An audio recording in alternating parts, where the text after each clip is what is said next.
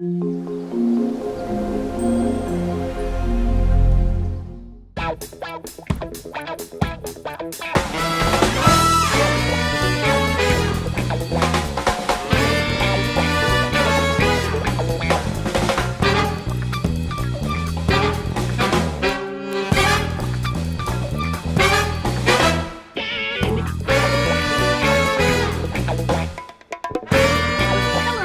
is Nicole with HelpMamaRemote.com, and today I'm coming to share with you a little bit of what's been going on in our garden for the past couple weeks, as well as I would like to solicit your gardening questions that you would like to ask my husband and I. I had a friend on Facebook ask for us to do a Q&A, some questions that you all might have concerning your garden, any issues, concerns. We garden in Chicago area, which is zone 5B. And when you ask your question, let us know where you're gardening, what state are you in, so we'll know, how to give you those answers that you need, because based on what area you live in, you get different results in those areas. Be sure to submit any gardening questions that you may have for us, and I hope to have this video up by next week, hopefully by Monday. So now it's time to go out in the garden, see what's been going on. Okay, BJ, what you doing? Right now I'm putting nutrients back in the dirt for the year. First I had some organic toner. Organic plant food. Plant toner, okay. Right. Put all the nutrients and stuff for the plant to have healthy roots and healthy growth, good coloration on the leaves and everything. I put more peat moss in here to give it back the browns that it needs. So all of that worked together. Normally I put some vermiculite in here also, but the vermiculite don't break down, so it's still in here. Okay. So I'm gonna add form of browns, and then you'll call them greens. Browns and greens. Browns and greens, which put the nutrients and everything that we need back in the soil. Okay. Now, what is the soil that's in there? What is it? What are the soil parts that you have in there now? Okay. Well, I've been doing it for a minute, but I always do equal parts vermiculite, peat moss, and compost. Vermiculite, peat moss, and compost. Okay. So right now I'm putting peat moss in. The plant toner acts as a compost. It's an organic plant toner, but it's putting the food back in there. Okay. From the beginning, but throughout the year, maybe about 4 more months or something like that, I add more food to it. Okay. I might add compost, or I might add some more plants. Okay. So that's what he's doing, and he's done it to 5 of the bins. He has 1 more back there that he's gonna do it to. So we're doing these 6 right now, and these 3 over here are gonna get some reconstruction because we get a lot of water over in this section. So it's either he's gonna use these and just raise them, or he's gonna make this into one long one. So we'll see. You'll see probably in a couple weeks what he decides to do with these 3, because we get a lot of water back here. You see right here we get a lot of water. We're on a hill. The people behind us are on a hill and we're lower, so that's why we get so much water back here. And then these bins right here get water, and the crops don't do very good in this section right here.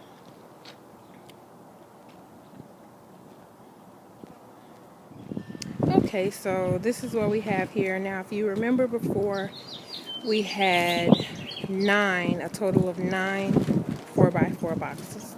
So my husband, this past 2 weeks, he made the 3 boxes that were over here to your far left.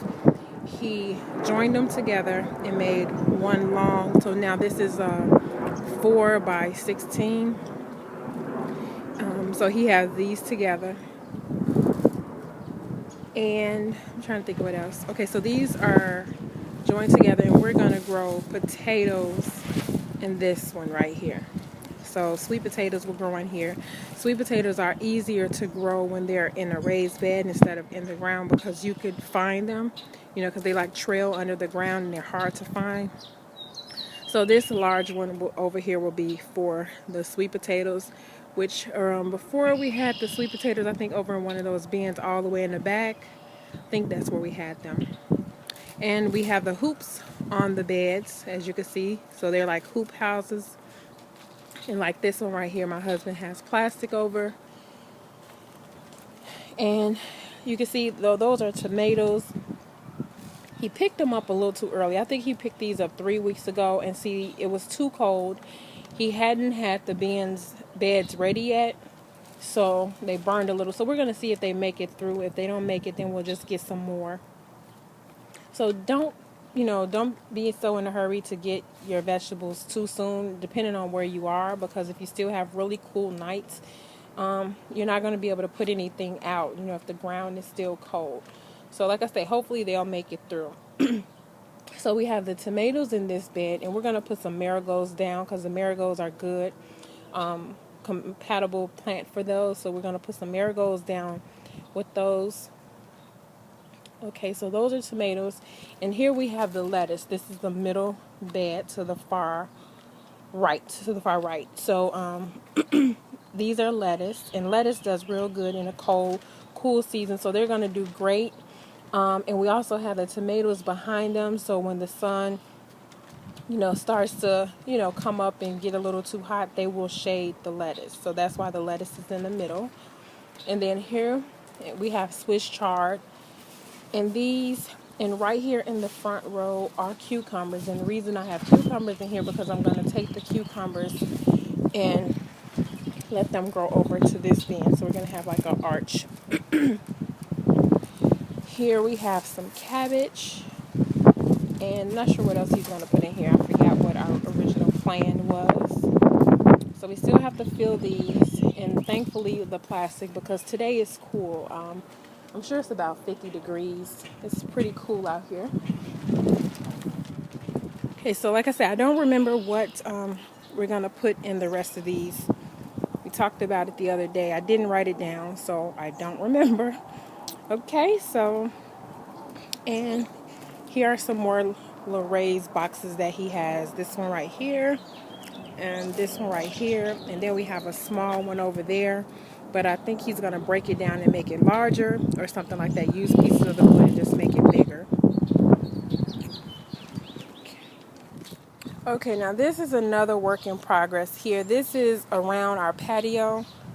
All this area right here. We have a lot of area. And what was here before was ground cover. So my husband removed the ground cover. And what I want here is just only herbs. So we have, okay, this is lemon balm, and this lemon balm is volunteer from a lemon balm we have over in another area in this section. So it's, volunteer like a few lemon balm plants. So we're just going to, continue to let them grow because the lemon balm is a very, very good plant. It's really good for like if you have trouble sleeping, like stomach cramps, anything that you want to help soothe muscles or relax. That's what the lemon balm is good for. So you can drink it in a tea. I've even dehydrated some last year. My mother really loves it, so I sent her some of that. I want to give her a plant, so she'll have her own. But, like I say, it's very good. So if you have heard of lemon balm or have some in your yard, please take advantage of it because it's very good. Okay, here is the oregano I was talking about.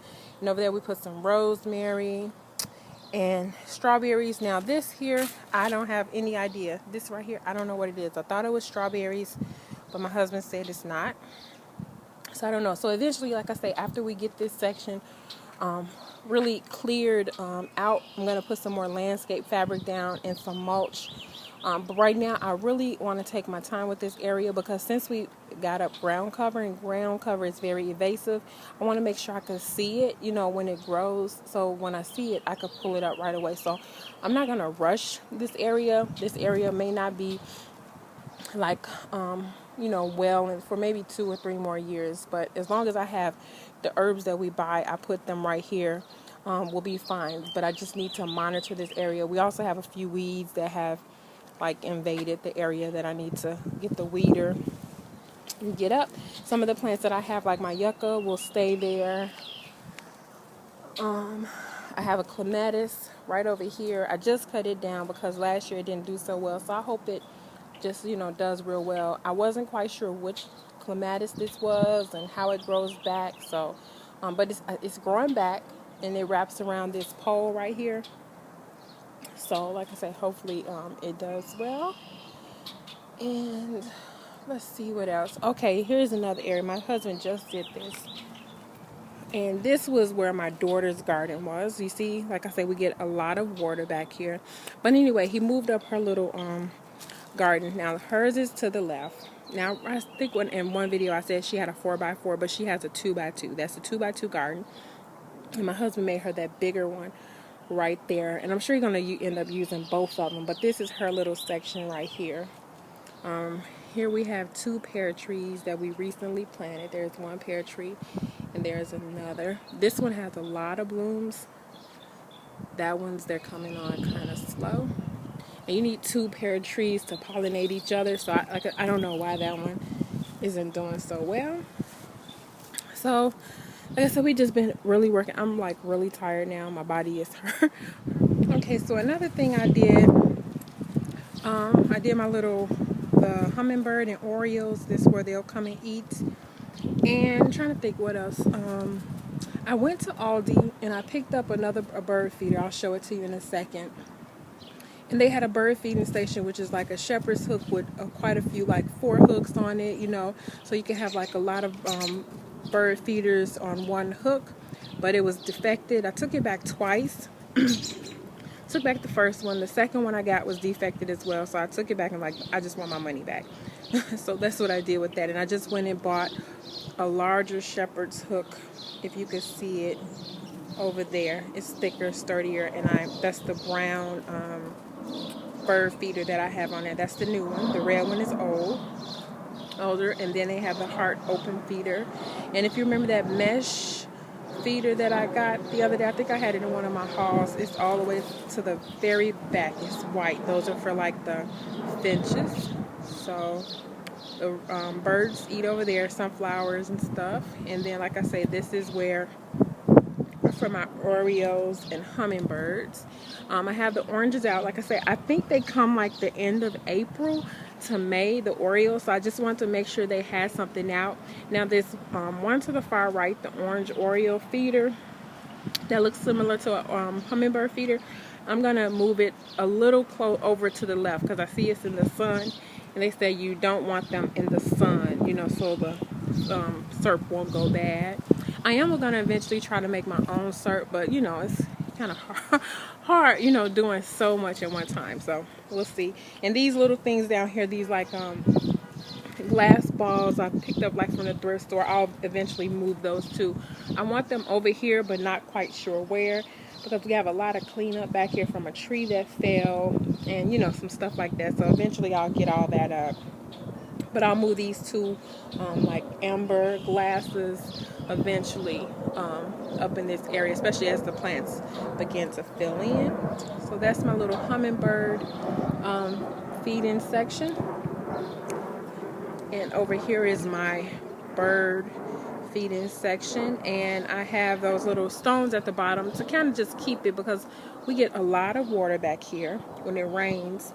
And until like maybe the end of May, when the rain, you know, we don't get as much rain, then we won't have to worry about, you know, the ground being so wet. But until then, the shepherd's hook, you know, gets a little loose. So I put the little bricks down there. So we've been getting a lot of action with the birds. If you follow me on Instagram, you'll see some of my crazy bird lady pictures.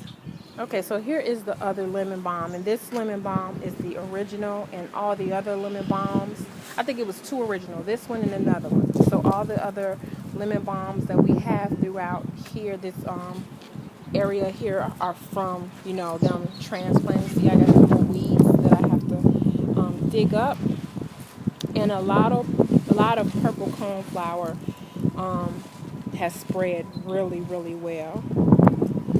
And the garlic chive has spread all throughout the bed too. So I'm trying to control it because I just want it in one spot, but it's really hard to control. But I just pull it up when I see it, or like this little big section right here, that one I'll dig that up and plant it over there where I have the other garlic chive, you know, so it can all grow together. Okay, so that's all going on in the garden today, you all.